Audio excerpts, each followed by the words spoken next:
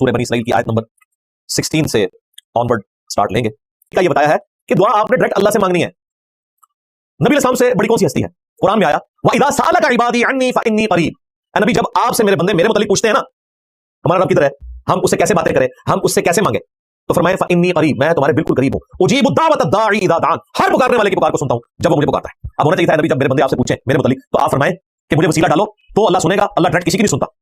जिस तरह आपको प्राइम मिनिस्टर तक पहुंचने के लिए मोहल्ले के काउंसलर की, एमएनए की और उसके बाद वजीर की और फिर वजीर आला की जरूरत पड़ती है, इस तरह अल्लाह तक पहुंचने के लिए पहले बाबों को डालो, फिर ताबीन को डालो, फिर साहबा को, एंड में मुझे डाल के फिर अल्लाह तक पहुंचो। नहीं, हर पुकारने वाले की पुकार को सुनता हूं, लेकिन लोगों को भी चाहिए कि मेरा हुक्म माने और मुझ पर ईमान लाए जैसा कि ईमान लाने का हक है, ताकि वो कामयाब हो सके।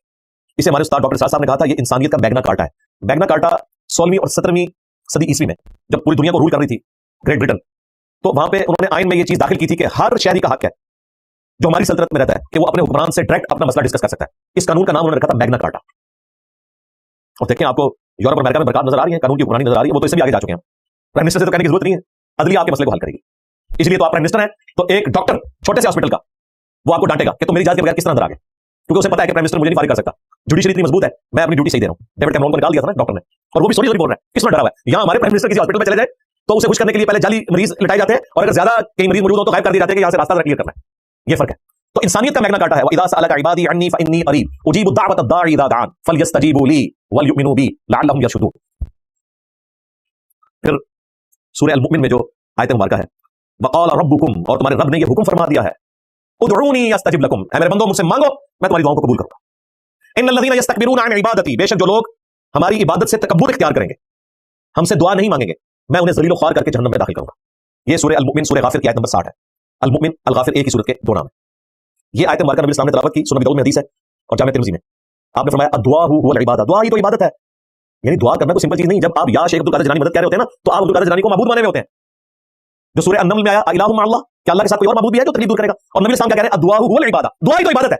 लिहाजा ये या शेख अब्दुल कादिर जिलानी का मतलब है आपने अब्दुल कादिर जिलानी को माबूद मान लिया, खाब उसको बंदे कहते हो। अल्लाह इसे कह रहा है कि तुमने माबूद मान लिया, अल्लाह के साथ सिर्फ में शरीक कर दिया। फिर नबी इस्लाम ने आयत पढ़ी, उदऊनी अस्तजिब लकुम, ऐ मेरे बंदो मुझसे मांगो मैं तुम्हारी दुआओं को कबूल करूंगा। जो दुआ करने से तकब्बुर करेंगे मैं उन्हें ज़लील ख्वार करके जहन्नम में दाखिल करूंगा। हमारा रब वो शहंशाह है कि जिससे ना मांगा जाए तो वो नाराज होता है। दुनिया के शहंशाहों से मांगा जाए, ज्यादा मांगा जाए तो वो नाराज होते हैं, और अल्लाह वो शहंशाह है कि जिससे ना मांगा जाए तो वो नाराज होता है। उसने दुआ को सिर्फ मशरू नहीं फरमाया, फर्ज कर दिया, और ऐसा फर्ज किया है कि अगर नहीं मांगोगे तो नाराज होगा। नहजुल बलागा में जो सैयदना अली का वसीयतनामा है, मकतूब नंबर 31 हसन इब्न अली के नाम, उसमें मौला अली क्या लिखते हैं, जब वो जंग सिफीन से वापस आ रहे थे तो उन्होंने सैयदना हसन इब्न अली के लिए वसीयत लिखवाई और कहा कि ये उस बूढ़े बाप की वसीयत है अपने बेटे के नाम, जो जिंदगी के बहुत से नशेब फराज देख चुका है। अनकरीब मैंने फना हो जाना है और बाकी रहने वाली अल्लाह की जात है। ऐ मेरे बेटे हसन, अल्लाह ताला इस कायनात का मालिक है और उसने महज अपने फजल से हमें इजाजत दी है कि हम उससे मांगे ताकि वो हमें अता करे। उसने महज अपने फजलो करम से हमें इजाजत दी है कि हम उससे सवाल करें ताकि वो हमारा सवाल पूरा कर दे। ऐ मेरे बेटे हसन, अल्लाह की बारगाह वो दरगाह है जिसने अपने लिए कोई दरबान भी मुकर्रर नहीं किया कि जिसके जरिए तुम अपने रब तक पहुंचो। तुम डायरेक्ट अपने रब से दुआ कर सकते हो। देखिए वो वसीले भी खत्म कर दिए, वरना मौला अली या अली मदद सिखाना होता तो पहले हसन इब्न अली को सिखाते ना। मौला हसन को भी तो अली की मदद की जरूरत थी ना। और वो अपने बेटे को कह रहे हैं तुम्हारे रब ने इस चीज को मशरूई नहीं ठहराया इस हवाले से कि लाजमी हो कि तुमने बीच में किसी को डाल के पहुंचना है, तुम अपने रब से मांगो, वो अता करने वाला है। तो सैयदना अली की ये जो वसीयत है बिल्कुल फिट इन बैठती है। इदा सअलका इबादी अन्नी फइन्नी करीब उजीबु दावत दाई इदा दान। मैंने इस पे इसलिए तफसीली गुफ्तगू की कि तौहीद ही इस कायनात की पैदाइश का मकसद है। तौहीद की वजह से अंबिया किराम ने तकलीफें उठाई, कुर्बानियां दी। तौहीद की वजह से अहलुल बैत अलैहिस्सलाम को अपनी जानों का नजराना पेश करना पड़ा। तौहीद की खातिर सहाबा किराम अलैहिम रिदवान ने तकलीफ उठाई, और सबसे बढ़कर अल्लाह ताला के जो सबसे महबूब बंदे थे अंबिया किराम अलैहिस्सलाम, उनको किन किन तकलीफों से गुजारा गया सिर्फ तौहीद की खातिर। तौहीद अल्लाह को इतनी प्यारी है कि उसने अपने प्यारों को भी तकलीफों से गुजारा है तौहीद को एस्टैब्लिश करने के लिए। और यहां लोगों ने तौहीद को किसी खाते में नहीं समझा हुआ। इस वर्ड को बोलना भी एक कोई मजहबी तौहीन समझा जाता है। यानी देखिए तौहीद का वर्ड ही इतना इनके लिए हॉरिबल हो जाता है कि इन्हें समझ आ जाती है कि बस अब बाबू की शामत आ जाएगी क्योंकि तौहीद का लफ्ज़ सामने आ गया। और ज़ाहिर है हकीकत है, लाज़िम मलज़ूम है। एक अल्लाह का जब जिक्र होगा तो अल्लाह के मुकाबिल जो हस्तियां खड़ी की हुई हैं, हाँ वो अंबिया क्यों ना हो, उनका जिक्र भी फिर उसी तरीके से होगा कि तौहीद एस्टैब्लिश हो। जो अल्लाह तबारक व तआला ने कुरान हकीम में ईसा इब्न मरियम को सेंटर करके इतनी सख्त गुफ्तगू फरमाई, लक़द कफ़र अल्लज़ीना क़ालू इन्नल्लाहा हुवल मसीह इब्न मरियम, बेशक वो लोग खुला कुफ्र कर रहे हैं जो कह रहे हैं कि अल्लाह ही ईसा इब्न मरियम। फमन यमलिकु मिनल्लाहि शैआ, तो बताओ अल्लाह ताला का कोई क्या बिगाड़ लेगा। इन अरादा अन युहलिकल मसीह इब्न मरियम, अगर अल्लाह ताला इरादा करे कि ईसा इब्न मरियम को हलाक कर दे, उनकी मां को हलाक कर दे, और जितने जमीन में, अल्लाह का कोई क्या बिगाड़ लेगा। तौहीद एस्टैब्लिश करनी थी, अल्लाह ताला ने सेंटर कर लिया ईसा इब्न मरियम को, उलुल अज़म पैगंबर को, कि ईसा और उनकी मां और जितने जमीन में सारे बुजुर्ग हो गए, अगर अल्लाह उनको हलाक कर दे, अल्लाह का कोई क्या बिगाड़ लेगा।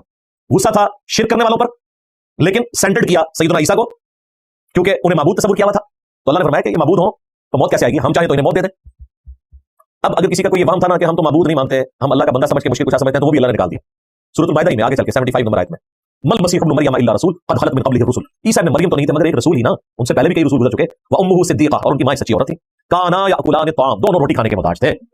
देखो हम अपनी आयत कितनी खोल खोल कर बयान करते हैं, फिर इनको देखो कहां उल्टे फिर जाते हैं। क्या अल्लाह के सिवा अफतअबुदून मिन दूनिल्लाह, मिन दूनिल्लाह भी कह दिया ईसा उनकी वालिदा को, हालांकि वो हिजबुल्लाह थे। मिन दूनिल्लाह इसलिए कहा कि अल्लाह के मुकाबले पर क्रिश्चियन ने करा लिया था। क्या तुम अल्लाह के सिवा इन हस्तियों की इबादत कर रहे हो जो ना तुम्हारे नुकसान के मालिक हैं ना नफे के। यहां भी शैतान दाखिल हो सकता था कि चूंकि क्रिश्चियन हज़रत ईसा अलैहिस्सलाम की इबादत करते थे, इसलिए अल्लाह ताला ने कहा कि ईसा इब्न मरियम की इबादत ना करो, वो रोटी खाने के मोहताज थे। हम तो बुजुर्गों की इबादत नहीं करते, हम तो उन्हें अल्लाह का बंदा मानते हैं। लेकिन अल्लाह ने साफ जिक्र कर दिया कि ना वो तुम्हारे नुकसान के मालिक हैं ना नफे के। अगर ईसा और उनकी वालिदा किसी के नुकसान और नफे के मालिक नहीं तो बाबे शाही कोई नहीं। ईसा के जैसा है ही कोई नहीं, तेरे बाबे थे शाही कोई नहीं। मरियम जैसा है ही कोई नहीं, राबिया बसरिया थे शाही कोई नहीं। अगर ये लोग मुश्किल कुशा नहीं है, किसी के नफे नुकसान के मालिक नहीं है, तो बाकी हस्तियां किस खातिर है।